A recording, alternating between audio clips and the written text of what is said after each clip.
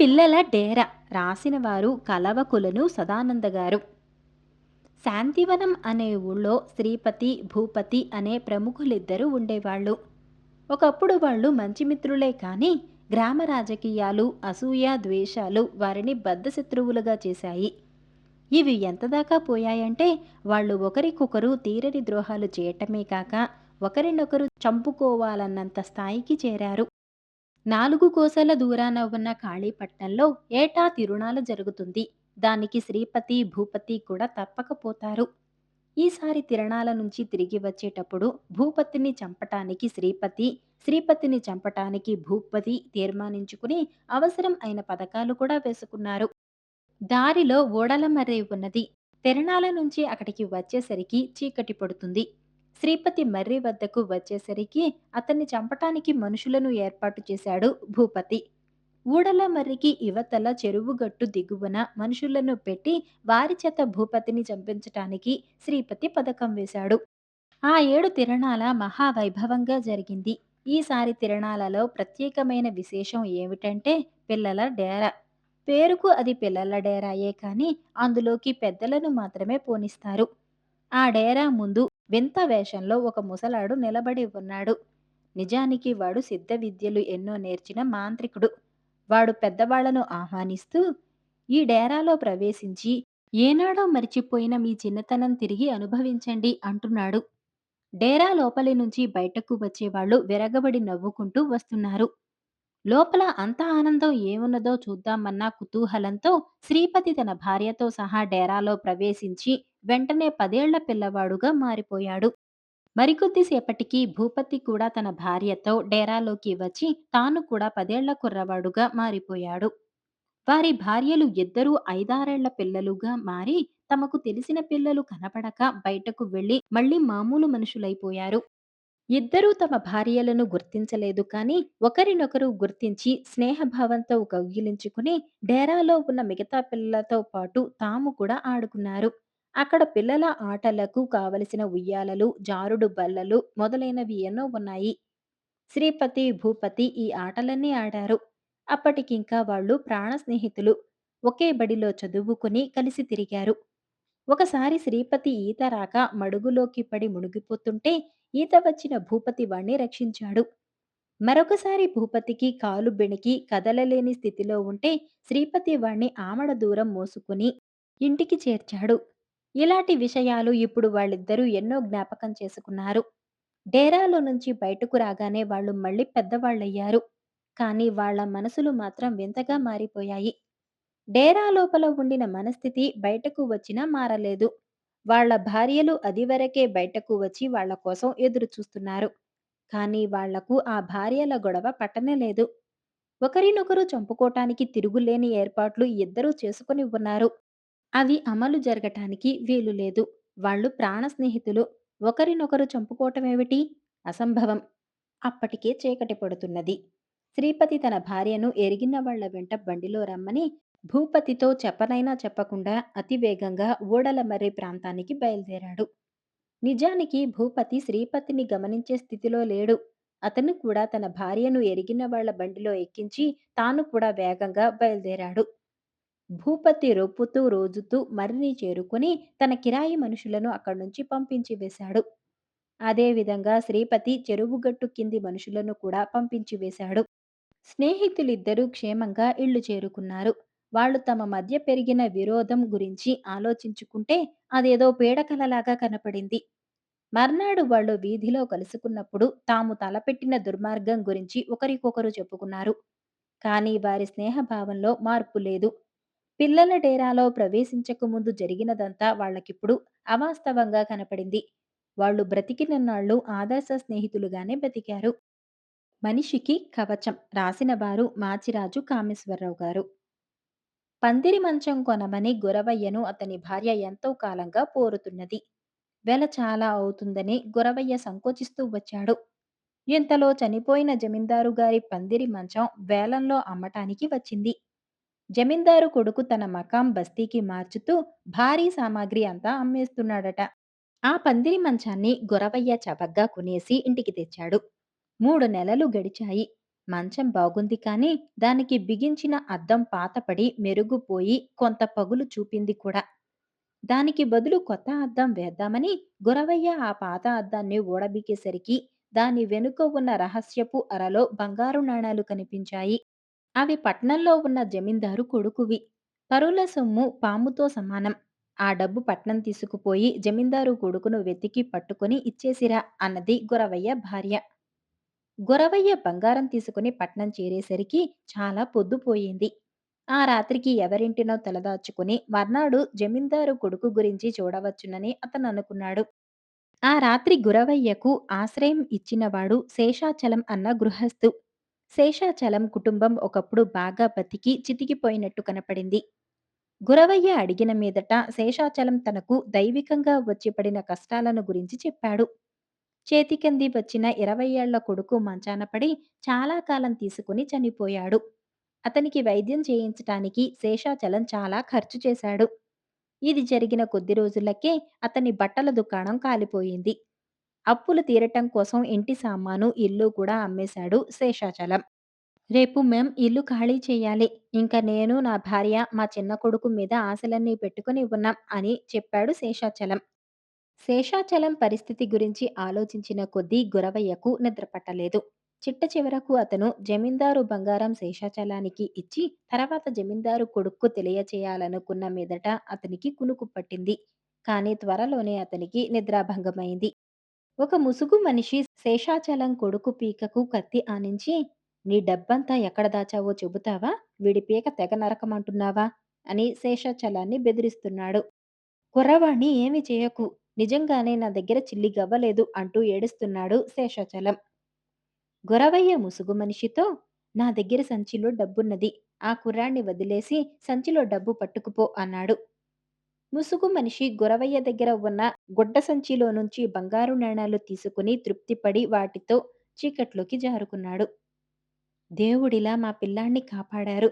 మాకున్న భవిష్యత్తు వాడే. మేం మీ రుణం ఎలా తీర్చుకుంటామో తెలీదు అన్నారు శేషాచలం అతని భార్య గురవయ్యతో. నేనే మీకు నా రుణం తీర్చుకున్నానేమో. దాన్ని గురించి విచారించకండి అన్నాడు గురవయ్య. మర్నాడు తెల్లవారగానే అతడు జమీందారు కొడుకు కోసం వెతుకుతూ బయలుదేరి చివరకు ఎలాగైతేనేం పట్టుకోగలిగాడు. చిక్కేం వచ్చిందంటే అతన్ని ఎవరూ ఎరుగరు. అతను గురవయ్య అనుకున్నట్టు ఒక పెద్ద భవంతిలో కాక మారుమూల పూరిపాకలో ఉంటున్నాడు. గురవయ్య అతనితో జరిగినదంతా చెప్పి, నేను మీకు డబ్బు బాకీ పడ్డాను. జరిగిన దానికి మీరు నన్ను క్షమించి నెలకింత చొప్పున డబ్బు తీసుకోవటానికి అంగీకరించాలి అని వేడుకున్నాడు. అంతా విని జమీందారు కొడుకు, నేను పట్నం రావటం పెద్ద పొరపాటయింది. పల్లెలో ఉండగా పట్నం జీవితం ఎంతో బాగా ఉన్నట్టు తోచింది. ఇక్కడ ఎంత డబ్బైనా సంపాదించవచ్చు అనుకున్నాను. ఇక్కడ అందరూ మోసగాళ్లే. నన్ను ఒక పెద్ద మనిషి ఓ వ్యాపారంలోకి దింపి తర్వాత వ్యాపారం దివాళా తీసిందని చెప్పి నన్ను ఈ పాకలో చేర్చి తాను మిద్దె కట్టుకున్నాడు. బతికే దారి లేక పల్లెకు తిరిగి రావాలంటే మొహం చెల్లక దొంగతనానికి పాల్పడ్డాను. నిన్న రాత్రి నేను దొంగలించినది నా డబ్బే. నీలాంటి ఉత్తములు పల్లెలో తప్ప పట్నంలో ఉండరు. నేను మన పల్లెకు తిరిగి వస్తాను అన్నాడు పశ్చాత్తాపంతో. గురవయ్య నవ్వి, మంచివాళ్ళు చెడ్డవాళ్ళు ప్రతి చోట ఉంటారు. పట్నంలో శేషాచలం లాంటి సజ్జనులు లేరా? మనిషికి తృప్తి అనేది కవచం లాంటిది. అది ఉంటే మనిషి ఎక్కడ ఉన్నా సుఖపడవచ్చు. అది లేనప్పుడు కష్టాలకు గురి అవుతాడు. మీకు అదే జరిగింది. శేషాచలం తాత్కాలికంగా కష్టపడినా అతనికి మంచి రోజులు తప్పక వస్తాయి అన్నాడు. ఆ సాయంత్రమే అతను జమీందారు కొడుకును వెంటపెట్టుకుని తన ఊరికి వచ్చేశాడు. దాయాదులు రాసినవారు కోటీశ్వర శర్మగారు. బెబ్బులి రైతు రామన్న ఇంటి కాపలా కుక్క. ధైర్య సాహసాలకు విశ్వాసానికి దానికదే సాటి. ఒకనాటి ఉదయం బెబ్బులి పక్కన ఉన్న అడవికి షికారుకు పోయింది. అటూ ఇటూ తిరుగుతున్నప్పుడు ఒక తుప్ప చాటున కూర్చొని ఉన్న తోడేలు దాని పక్కనే ఉన్న ఒక నక్క కంటపడ్డాయి. బెబ్బులి టక్కున వెనుక తిరిగింది. అలా తిరగటం అవంటే భయపడి కాదు. వాటి చూపు, కూర్చున్న తీరు బెబ్బులికి ఎంతో అసహ్యం కలిగించాయి. అన్నయ్య ఆగు, ఒక చిన్న సంగతి అని నక్క కేక వేసింది. ఆ కేక విని బెబ్బులి వెనుతిరిగి తోడేలు నక్క కూర్చున్న చోటికి వెళ్ళింది. నక్క తోకాడించి చెవులు టపటప కొట్టి ఇలా చెప్పటానికి ప్రారంభించింది. తోడేలు అన్నా నేను మన కుటుంబ విషయాలే చర్చిస్తున్నాం. తెలుసునో లేదో మనం అంతా దాయాదులం.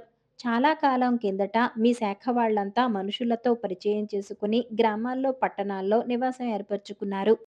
తోడేలు అన్నయ్య శాఖ వాళ్ళు, మా వాళ్ళు అడవుల్లోనే ఉండిపోయారు.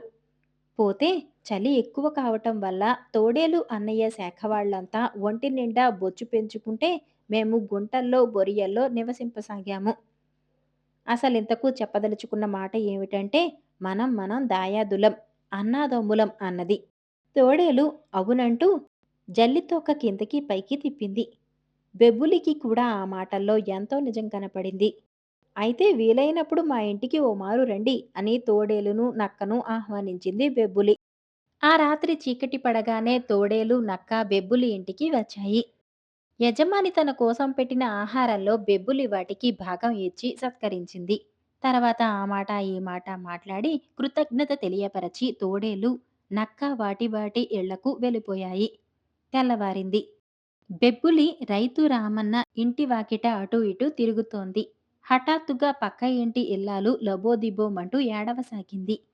అయితే ఆమె అలా ఎందుకేడుస్తున్నది అని అడగవచ్చు. రాత్రి ఇంటి చూరు కింద కమ్మివేసిన 2 కోళ్లు ఐపు ఆజా లేకుండా పోయాయి. దొడ్లో కట్టివేసిన గొర్రెపోతు హస్తిపంజరం మాత్రమే మిగిలి ఉన్నది. బెబ్బులికి ఆశ్చర్యం వేసింది. కోళ్లను, గొర్రెను ఎవళ్ళు ఎత్తుకుపోయి ఉంటారా అనే సమస్య తేల్చుకోలేక మనసులో మదనపడసాగింది. తను ఎంతో విశ్వాసమైన జంతువు అనే సంగతి తనకు తెలుసు. తన దాయాదులైన నక్క, తోడేలు కూడా చాలా మంచివాళ్ళని దాని దృఢ నిశ్చయం. మరి అటువంటప్పుడు ఇటువంటి పని చేసిన ఆ దుర్మార్గులు ఎవరై ఉంటారు అనే ఆలోచనలో పడింది బెబ్బులి. చీకటి పడింది. తోడేలు, నక్క మామూలుగా వచ్చాయి. బెబ్బులి తన ఆహారంలో భాగమిచ్చి సత్కరించింది. వాటితో ఇలా అన్నది. ఇక నుంచి మీరు ఇక్కడికి రాదలిస్తే పగటిపూటే రండి. అందుకు తోడేలు, నక్క జంట గొంతులలో అబ్బే! పగటిపూట వచ్చేందుకు మాకు తీరుతుందనుకున్నావా? అన్నవి. తెల్లవారింది. పక్క ఇంట్లో బ్రహ్మాండం బద్దలయ్యేలా కేకలు. రైతు రామన్న కూడా అరుస్తున్నాడు. 3 బాతులు, ఒక మేకపిల్ల అంతులేకుండా పోయాయి. మిగిలిందల్లా అటూ ఇటూ గాలిలో ఎగిరే బాతు ఈకలు, మేకపిల్ల గిట్టలు, డొక్క ఎముకలు ఇవి మాత్రమే అగపడుతున్నాయి. బెబ్బులి గ్రహించింది. తన తెలివి తక్కువకు చాలా చింతించింది. యజమానికి నిజంగా తను ద్రోహం చేశానని బాధపడింది. చీకటి పడుతూ ఉండగానే భాగం ఇచ్చి సమయం కోసం కాచు కూర్చుంది. బెబ్బులి సత్కారానికి ఎన్నో ధన్యవాదాలు పలికి తోడేలు, నక్క బయలుదేరాయి. వాటికి కనపడకుండా బెబ్బులి వెనుకనే బయలుదేరింది. అది చూస్తూ ఉండగానే తోడేలు వామి పక్కన పడుకున్న గొర్రెపిల్లను నోట కరుచుకున్నది. బెబ్బులికి పట్టరానంత కోపం వచ్చింది. పెద్దగా అరుస్తూ తోడేలు మీదకు దూకి కలియబడి గొర్రెపిల్లను విడిపించింది. ఆ పక్కనే కోళ్ల గూట్లో జొరబడబోతున్న నక్క ఈ అలజడి విని పరిగెత్తుకుంటూ వస్తూ అయ్యయ్యో! కుటుంబ గౌరవాన్ని మంటగలిపాడే తోడేలన్నా! ఎంత ఘోరం ఎంత ఘోరం అని అనేక విధాల సానుభూతి తెలిపింది. అసలే కోపంగా ఉన్న బెబ్బులికి ఆ మాటలు చుర్రుమనిపించాయి. తోడేలును, నక్కను ఉద్దేశించి దాయాదులమంటూ ఎంత మోసం చేశారు? మీరు దుష్టులు.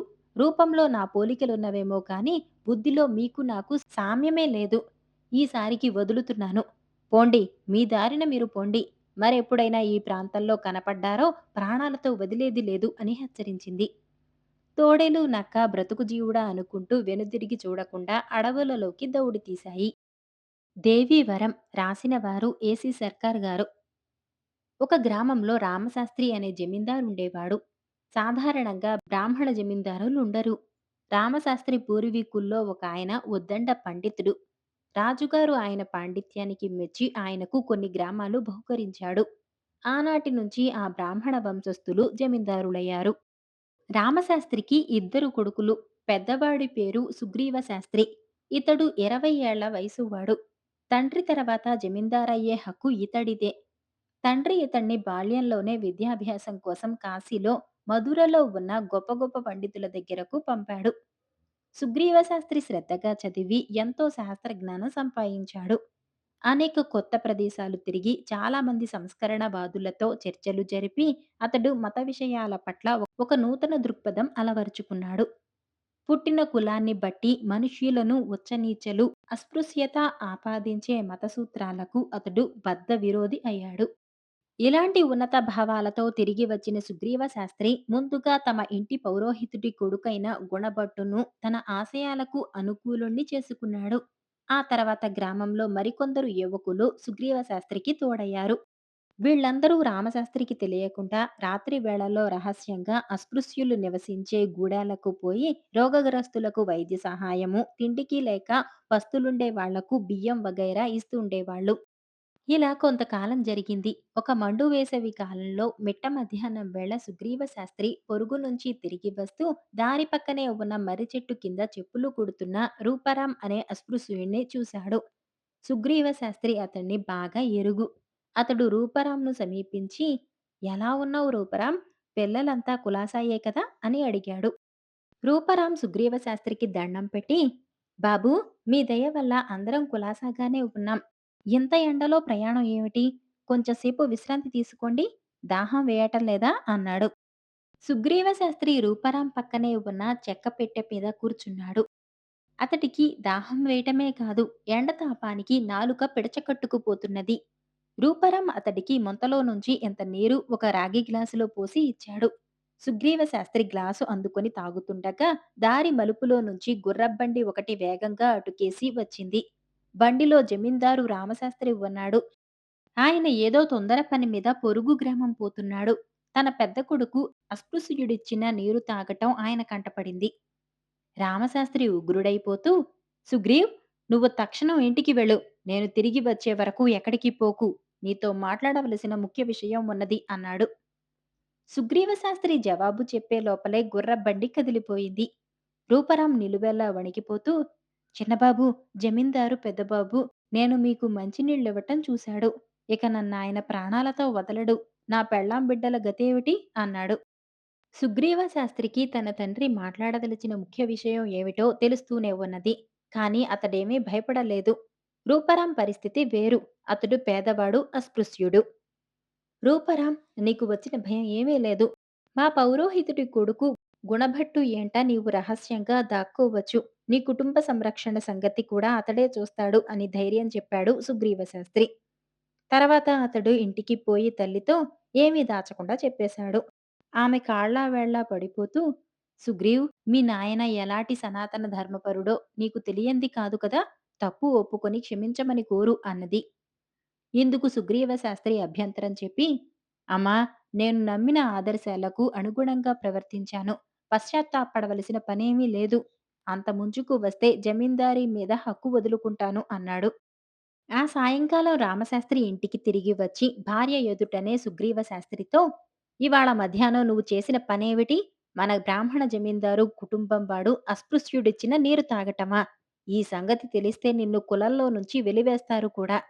అయినా చేసిన తప్పుకు ప్రాయశ్చిత్తం ఉంది కదా! గోమయం తినటం. ఆ ప్రాయశ్చిత్తంలో ముఖ్యమైనది. తర్వాత కొద్ది రోజులు ఉపవాసం. దివాన్జీకి ఇందుకు అవసరం అయిన ఏర్పాట్లు చేయమని చెప్పాను అన్నాడు. సుగ్రీవ శాస్త్రి తండ్రికి జవాబివ్వకుండా మౌనంగా ఊరుకున్నాడు. ఆ రాత్రి అతడు తన మిత్రుడైన గుణభట్టును కలుసుకుని జరిగినదంతా చెప్పాడు. గుణభట్టు ఏదో ఒక ఉపాయం ఆలోచించాలని చెప్పి అప్పటికప్పుడే పోయి తనకి పరిచితుడైన మాయాపాలుణ్ణి కలుసుకున్నాడు. ఈ మాయాపాలుడికి ఇంద్రజాల విద్యల్లాంటివి తెలుసు.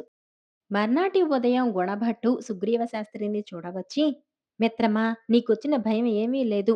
ఈ చిక్కు నుంచి బయటపడేందుకు మాయాపాలుడితో పాటు మా నాన్నగారు సహాయం చేస్తామన్నారు అని చెప్పాడు. సూర్యోదయంతోనే అలవాటు చొప్పున జమీందారు రామశాస్త్రి దేవాలయానికి వెళ్ళాడు. పూజ ముగించి బయటకు వచ్చిన పురోహితుడు భట్టు ఆయన్ని చూసి మామూలుగా చిరునవ్వు నవ్వటానికి బదులు ఏదో దీర్ఘాలోచనలో ఉన్నవాడిలా కనిపించాడు. భట్టూజీ, ఏమిటి అలా ఉన్నారు అని అడిగాడు రామశాస్త్రి ఆశ్చర్యపడుతూ. భట్టు చిన్నగా నిట్టూర్చి, అయ్యా, ఒక తీవ్రమైన సమస్య ఎదురైంది. ఇంతకు ముందు నేను ధ్యానంలో ఉండగా పాడి పంటలకు అధిదేవత అయిన అన్నపూర్ణాదేవి కనిపించి, భట్టు, చెప్పులు కుట్టుకొని బ్రతికే రూపరాం నాకు అత్యంత ప్రియమైన భక్తుడు. అతడిచ్చిన నీరు తాగి దాహం తీర్చుకోవటంలో జమీందారు కుమారుడు చేసిన పాపం ఏమీ లేదు. రూపరాం నా నిజమైన భక్తుడనేందుకు రుజువుగా అతడికి ఒక వరం ఇస్తున్నాను. అది ఒక్కసారికి మాత్రమే పనికి వస్తుంది. రూపరాం ఉడికించకుండానే బియ్యాన్ని అన్నంగా మార్చగలడు అని చెప్పింది అన్నాడు.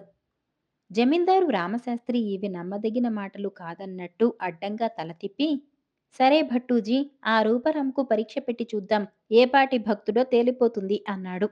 1, 2 గంటల తర్వాత జమీందారు భవంతికి ముందున్న ఆవరణలో రూపారాం భక్తి పరీక్షకు ఏర్పాట్లు జరిగాయి. భట్టూజీ ఒక కొమ్ము చెంబు తెచ్చి అందరి ఎదుటనే దానిని కడిగి రూపారాంకు ఇచ్చే ముందు చెంబులో నీళ్లు పోసి కొన్ని బియ్యపు గింజలు వేశాడు. రూపారాం కొమ్ము చెంబు తీసుకుని ఒకసారి దేవాలయం కేసి తిరిగి దండం పెట్టి చెంబుకు ఉన్న కొమ్ములోంచి బలంగా 4, 5 సార్లు ఊదాడు.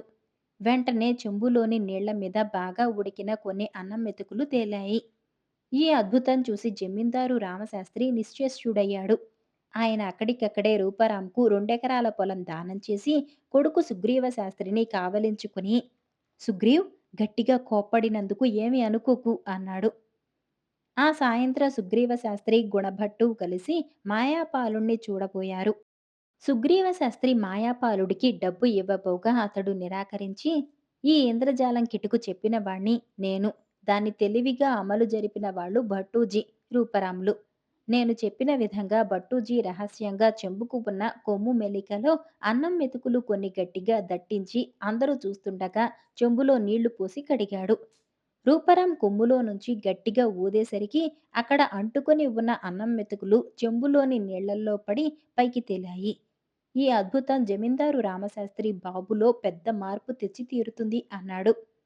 అతడు ఊహించినట్టే ఆ తర్వాత జమీందారు రామశాస్త్రి తన జమీలోని పేదల అస్పృశ్యుల పట్ల ఎంతో ఆదరంగా ప్రవర్తించుతూ మంచివాడని పేరు తెచ్చుకున్నాడు.